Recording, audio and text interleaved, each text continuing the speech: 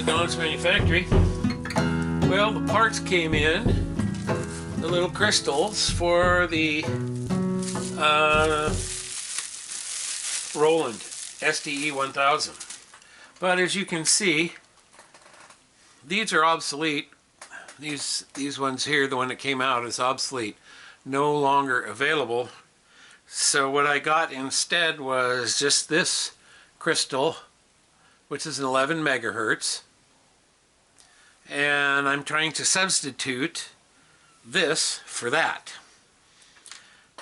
So the first thing I checked was how this thing was wired, and it's a dead short from here to here. It's a dead short from there to there, and from that pin to that pin. The crystal must sit in between those two. So my first thought was I'll just put jumpers in place of the dead short on that, and then I'll just put the crystal in, and maybe it'll work. Well, it wouldn't oscillate, and so that was a little disturbing. You know, it doesn't surprise me though. It's a different kind of crystal. What I did was, in place of the jumpers, I put 3.9 ohm resistors, and now, as you can see, well, oh wait, my ground came off.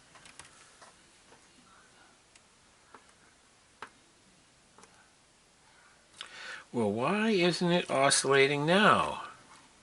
Oh, now I'm really confused. Yeah. What? This was working just a minute ago. Okay, Don, do it again. There it goes. Now you can see there's an oscillation on the screen. And when you do that, see, the display doesn't read, it's just reading all the segments are lit. But as you can see here, the LEDs on the switches work, the ×2 works. So if I increase the time, you can see it kind of flickering. So that's actually the CPU running the time up. And eventually it gets up and it picks up the next segment. So that means I've just gone over 100 milliseconds. So it's trying to work, it just isn't quite right, because now that I have changed this oscillator, see, I'll let you see this here. Let me turn the light off so it's a little more pronounced. See, it's kind of just a blur, which means the frequency is way higher than 11 megahertz. This is a 20 megahertz scope. I have it cranked all the way up to 0.5 microseconds. So I should have 11 cycles of the wave inside 2 divisions on the scope, and I've got way more than that. The display is having a hard time because it's exceeding the display's ability to show numbers, but it's enough that it picks up the functions. You know, I can run the time up and down and mess with stuff. So I'm getting really close. I just have to figure out what resistors I should put in here. See how this is kind of unstable? Well, it's unstable because I got the scope hooked up to it. As soon as I hook the scope up, it changes the impedance of the circuit and makes it change. But you can see all I need to do is get the speed down to 11 megahertz, and I'm liable to be okay. So what I'm thinking I'm going to have to do here, okay, I can make more noise. What I think I'm going to have to do here, get this cord out of our way, is increase the capacitance here. It's at 15 picofarads. That's what was in the circuit originally. So I think maybe I'm gonna just start running the capacitance up, because obviously the way I look at it is it'll take longer to fill the capacitor and then longer to discharge, and it should slow down the oscillation of the crystal. But there's probably a limit to how far I can go with that and have it work. Anyway, so that's all I figured out so far, but it's very encouraging.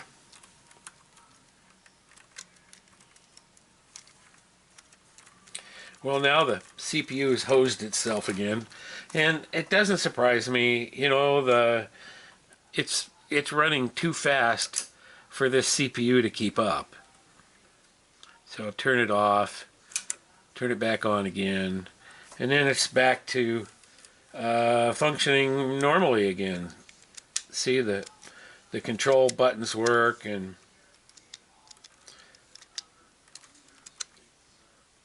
so, and this whole time the clock here, see the blinking LED, the modulation clock has always worked exactly as it's supposed to. So anyway, I'm getting close.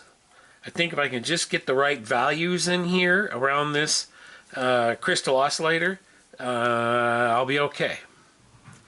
Well, I don't know if you can see it from there, but I've got 11 megahertz running on the scope. There are 11 waveforms inside of 2 divisions. So that should be 11 megahertz. It might be a touch low, like maybe 10, 10 megahertz, 10.7, something like that. It doesn't look like it's exactly 11 megahertz. It might be just a hair slow. Well, don't be a butt. Sorry, I'm having a manual dexterity problem over here.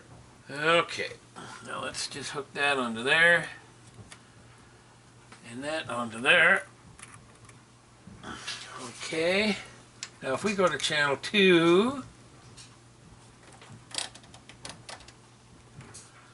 let's get channel 2 up here.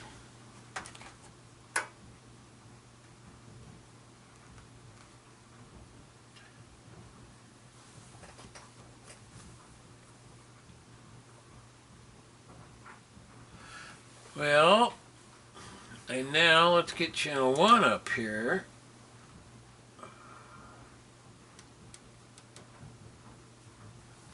Okay, so what we're looking at now is channel 1 and channel 2, as in differences in delays. Like, see here, let me change the position of them just slightly so you can see them. Okay, that's 0 delay.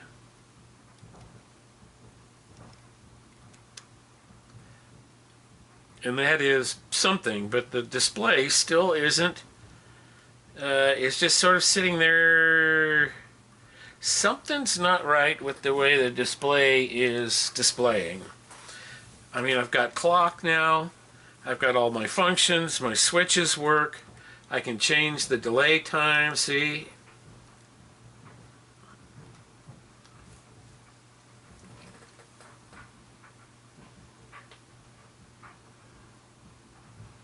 See how the delay is just... See, now it's in phase.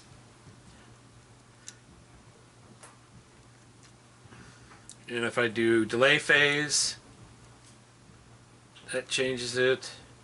If I do modulation, see, now you can see the time. That's weird. When I put it on ×2, it kind of goes down in volume.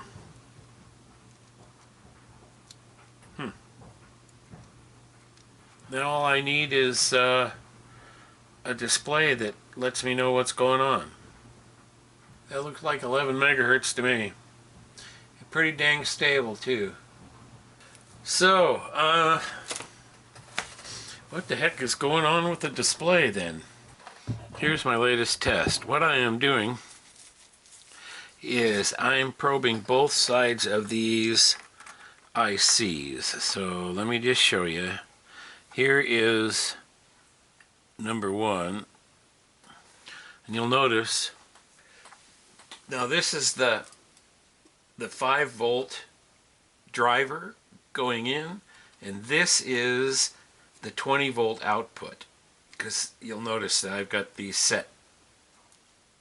This is set at 20 volts per division, and this one is set at 5 volts per division. So I've got my 5-volt driving and 20-volt output. See, and how they match? And then I go to, oops, I just lost that. And then I go to the next cell on that chip. So we grab that. There's the pattern. And you'll notice the next cell works normally. Go to the third cell. Same thing. That's basically off.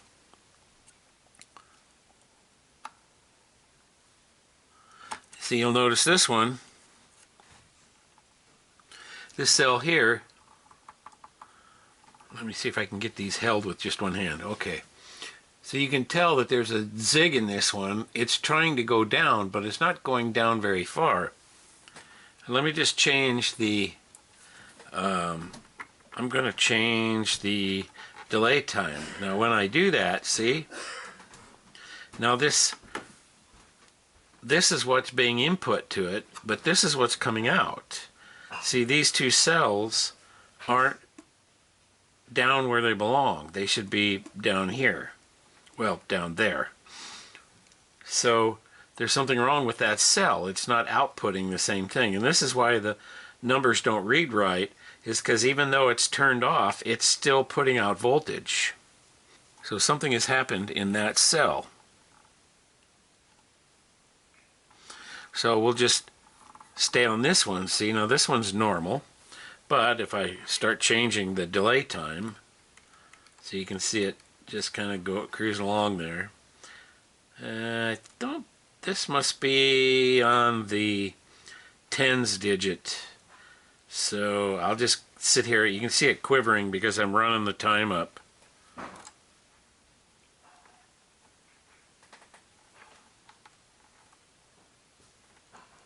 Well, that one just kind of stays the same, and it's off all the time. So let's just move to the next one.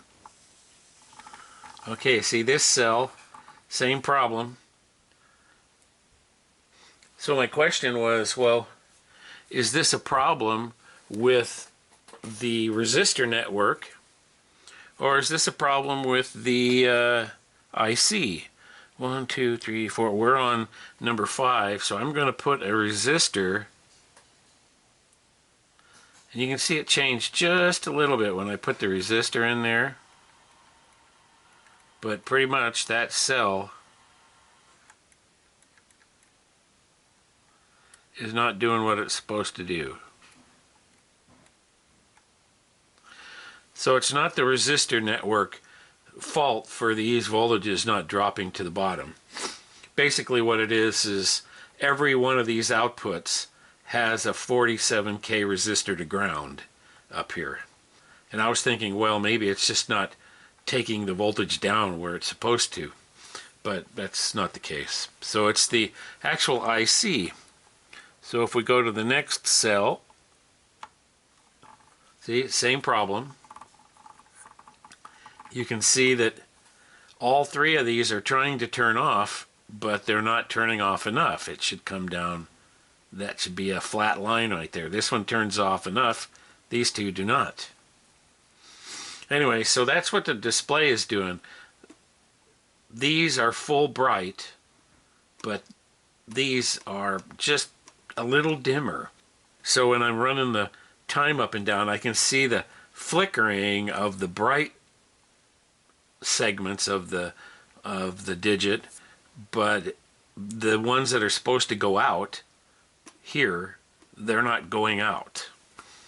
Anyway, so another problem is that the 20 volt amplifier ICs are bad. Some of the cells are bad, some of the cells are okay. But basically that's what's going on here. I was correct in my diagnosis. I ordered those ICs. It looks like there are some equivalent ones that they cost about $2.40 a throw. So I ordered a couple of those.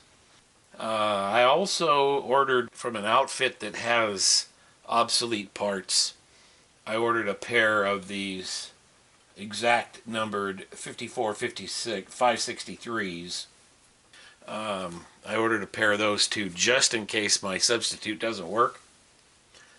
But all in all, my little repair on the crystal works perfect. It's a real stable clock. And I also ordered some 20 picofarad ceramic caps to get the speed of the clock exactly 11 megahertz instead of 10.65. So I have taken apart the ASP880. I just took the power supply board out, and you can see how it puffed up these 5 caps are, and the rest of these are flat on top. Well, that's what's wrong with them. I have to replace those, and then I'll put it back together and fire it up and check the voltages and everything, and hopefully that'll be good. I don't know if this is actually going to fix the unit or not. Okay, let's do a little play-by-play voiceover here. So what I'm trying to do here is to get the solder out. You'll notice that I'm actually adding solder. Problem here is that with lead-free solder, it's a little more brittle than lead solder. So in order to combat having the joints break, what they did was they made really small holes in the plate throughs. So now it's really hard to get all the solder out, and it's really hard to get the whole thing to flow the way you want. It just makes repair a little harder. So you see, I'm using my solder pullet, and then I'm adding solder, and then I use a solder pullet, and that's to dilute the silver solder and allow the solder pullet and the solder wick to remove all the solder. These kinds of repairs just take longer. That's what happens when you look inside the box and you see all surface mount parts in there. That's what I'm just trying to do here is I get them all out. I've cleaned up the holes now. And so my next problem is I should have taken a picture of what direction the capacitors were when I took them out, but I didn't. And I knew I was shooting video, but I'd have to, upload it to the computer and everything just to take a look-see at it. So instead, I was just looking at the circuit and deciding which was positive and which was negative, and looking at the way the diodes were laid. And so then I got the parts in there the way they belong. It's my own dumb stupidity. I could have made it go faster, but I didn't. I did solder everything in with leaded solder, though, by the way.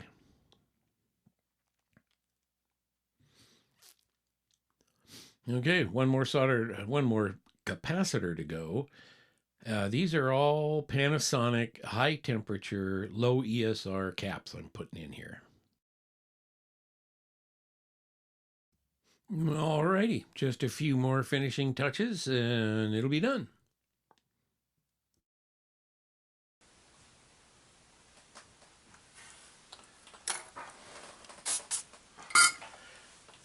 All right, that completes this phase of repair. We now have a reliable power source. Fingers crossed.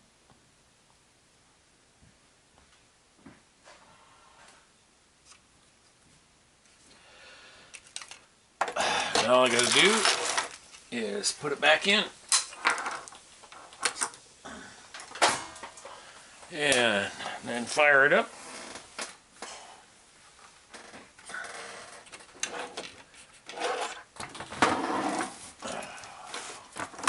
Let's just do it this way.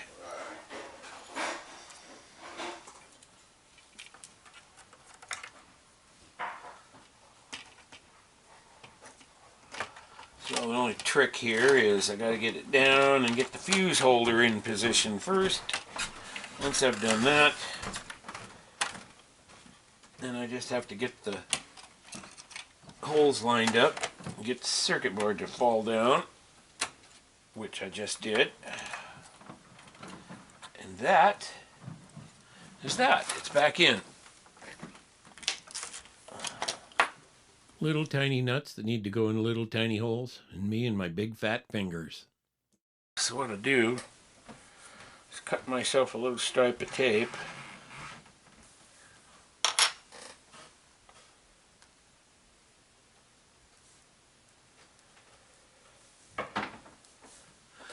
Just like that, see? Just a little narrow piece.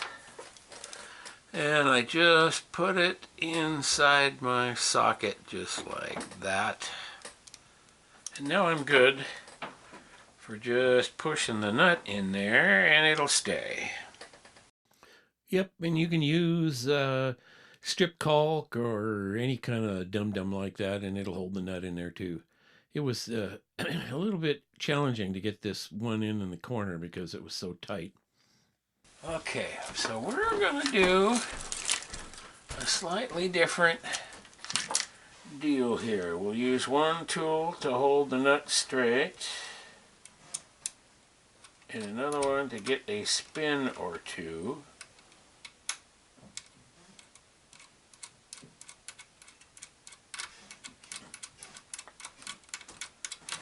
Hallelujah.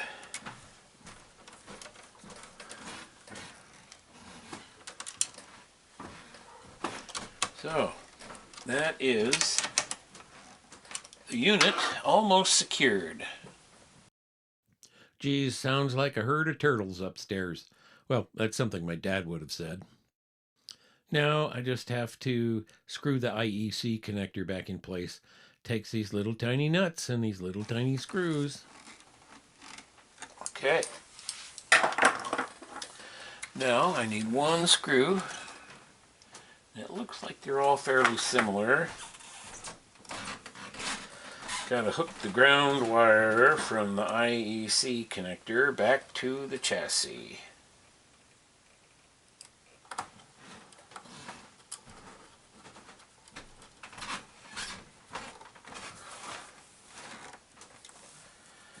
Alrighty.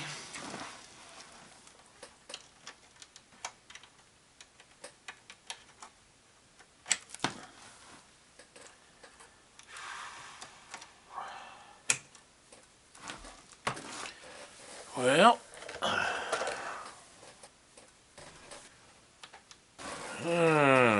is there? No, there's no power button on this. You just plug it in and it goes. Oh my gosh. It works. Look at that. It works now. You can choose the, and that's all it was the power supply. Holy cow. I am stunned.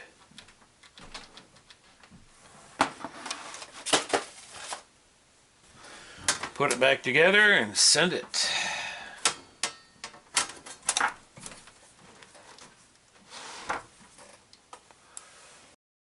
Standard operating procedure, put all the screws in before you tighten anything. This is a pretty well-made little box.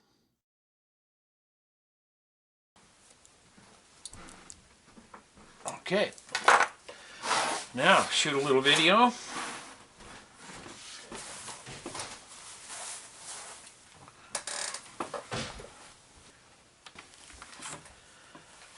Okay, alrighty, here you go. Plugging in as soon as I figure out which way it goes. And you'll notice now that the power supply is done, you can change your clock rates. So I think maybe this unit is ready to go. I hope you're enjoying my studio electronics repair videos.